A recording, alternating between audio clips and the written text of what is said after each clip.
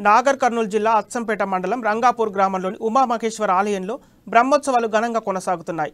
ప్రభుత్వ whip MLA Guvvala Balaraju Amala దంపతులు శివపార్వతులకు పట్టు వస్త్రాలు సమర్పించారు. బ్రహ్మరాంబిక దేవిని అలంకరించి పట్టణంలో అంగరంగ వైభవంగా ప్రభోత్సవం చేపట్టారు. వేలాది మంది భక్తుల మధ్యలో స్వామి అమ్మవార్లను భోగమహేశ్వరంకు తీసుకొచ్చారు.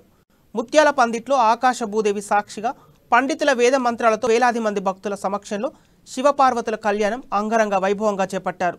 సంవత్సరం పచ్చని పంటలతో సుఖ సంతోషాలతో నియోజకవర్గ ప్రజలు సంతోషంగా ఉండాలని ఎమ్మెల్యే స్వామివారిని కోరారు.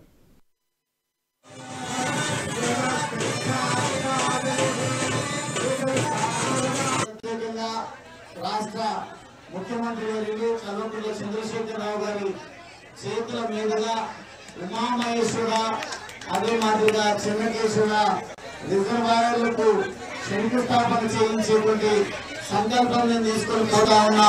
నా సంకల్పం నెరవేరాలని మీ అందరి మొక్కులు కూడా అదే మాదిరిగా ఉన్నట్టయితేనే రైతు బాగుంటేనే రాజ్యం బాగుంటుందనే నినాదం ఏదైతే ఉందో అది వర్ధిల్లే అవకాశం ఉంటుంది. కాబట్టి నా ప్రయత్నం సఫలీకృతమయ్యే విధంగా